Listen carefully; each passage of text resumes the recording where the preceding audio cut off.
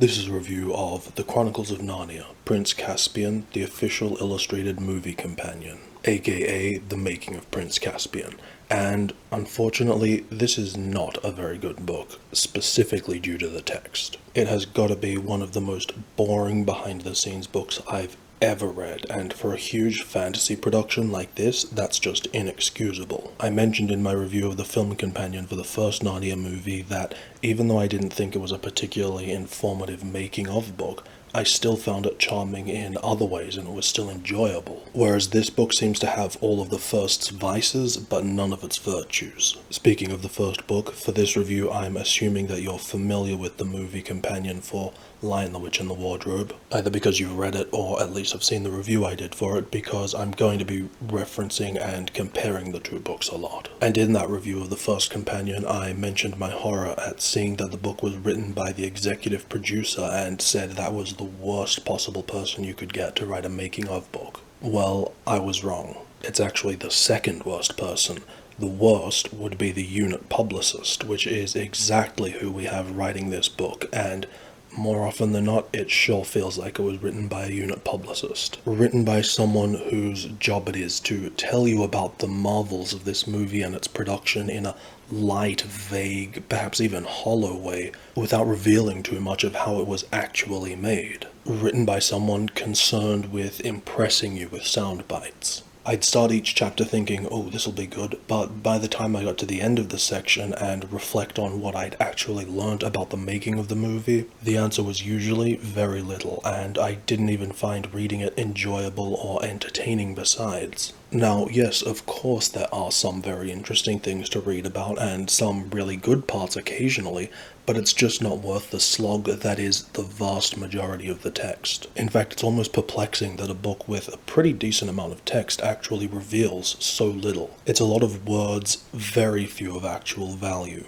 I wish I could read you a whole chapter to better convey what I mean, but I'll just describe two examples. Admittedly, two of the worst, which might be unfair, but they do illustrate exactly what my problem is with the writing. So in the book there are a couple of these underused sidebars called A Day in the Life, which is my absolute favorite type of behind-the-scenes exploration. So I was excited to see it in the book, and so the first time this sidebar appears, it's supposedly covering 2 or 3 days of production, and literally the entire thing is, it was overcast, which we weren't expecting, so we waited around until it cleared up at 11 o'clock, which as a one-sentence record for something that occurred on that day is fine, but the author takes that one sentence and inexplicably expands it to fill an entire half-page sidebar that's just about the weather on that morning, and I am not joking or being hyperbolic, that's all it discusses. Another example is the chapter on the cast. Each of the actors gets a section, and in the section on the actress who plays Susan, all it discusses are her exams. Again, the fact that she was studying for her A-levels during the filming is interesting, but not when you dedicate 3 pages to it and at the expense of not including anything else of her experience making the movie. And so that's what I mean when I say this book is boring and uses a lot of words to stretch almost nothing across pages and pages. In fact, the key word I would use to describe 90% of the text in this book is irrelevant. So much of it doesn't feel like it's really talking about the movie or its production. It includes a lot of filmmaking 101, like describing what a storyboard is and stuff like that. Absurdly long biographies every time someone is introduced. It's almost like when you're reading a magazine or a web interview or even other making of books where it's clear that the author has not had a lot of time to do extensive interviews with the filmmakers and so has to stretch out what they do have to meet their word count. But this book's written by the film's unit publicist, so that's unfathomable. So I don't know what went on, but it's disappointing to say the least. There are also more than a few typos, which, as long as they're not creating factual errors, honestly doesn't bother me, beyond the fact that it kind of signifies a lack of care. I also criticized the first book for being too information light and not a particularly revealing making of book.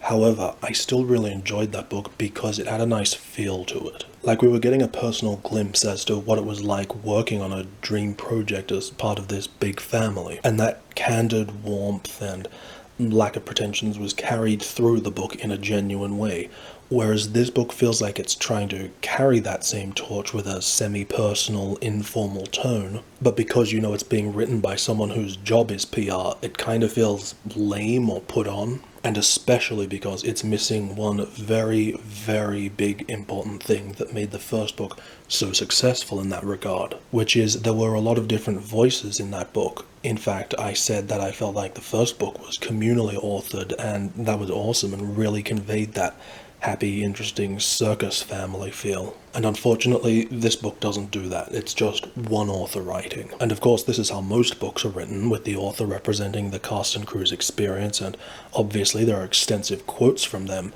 but that more immediate presence was definitely missing when compared to the first book. The last 25 to 30% of this book is actually where it starts to pick up a little bit in terms of presenting relevant and revealing information, but it just feels like too little too late. Stuff about creature prosthetics, visual effects, building the castle, Weta's weapons and armor.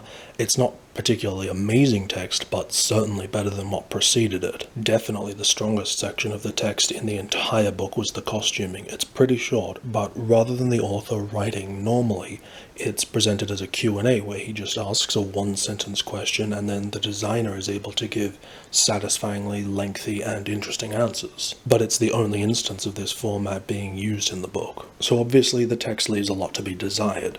Thankfully, however, the images really deliver the goods. Just like the first book, in fact, perhaps even better, the choice of images are stunning. And I'm certainly not saying they're worth the price of admission on their own. However, I've only read this book twice, once when it originally came out, and then once again for this review, which is, frankly, 2 times too many. But I've actually gone through it, just looking at the pictures, at least half a dozen times. It's overwhelmingly made up of behind-the-scenes type photos, and just the selection, content, and quality of the photography is definitely a cut above most making-of books. And I'm sure a lot of that has to do with having really great photographers and curation of the images, but largely I think it's due to the fact that, as I mentioned in the first book, these movies are visually so beautifully realized. The locations, sets, costumes, creatures all look so impressive that it's great to be able to see them in a more raw, behind-the-scenes way rather than just relying on stills from the movie. Now, there is one area of the images that is very lacking. If you saw the review I did on the first book, I said that the concept art featured was among the most beautiful I've ever seen for a movie, even though there wasn't a whole lot. Well, in this book, there's even less artwork, maybe a dozen pieces in the whole book, and mostly just armor or a couple of creature designs. Some really nice storyboards though, but again, only a handful. In fact, something absolutely ridiculous that I noticed is that early on, the author mentions that concept art will be discussed in a later chapter in the book, which never ends up actually happening. Or, maybe I just fell asleep at the wheel, which is hard not to do with a book like this. So despite this book overall leaving me feeling more than a little unimpressed, I still think it's a real shame that they didn't release any sort of art or making of book for Voyage of the Dawn Treader. However, fans of the first 2 movies need not despair over the somewhat lackluster books we've seen so far, as I have saved the best Narnia book for last, and there will be a review up on that very soon.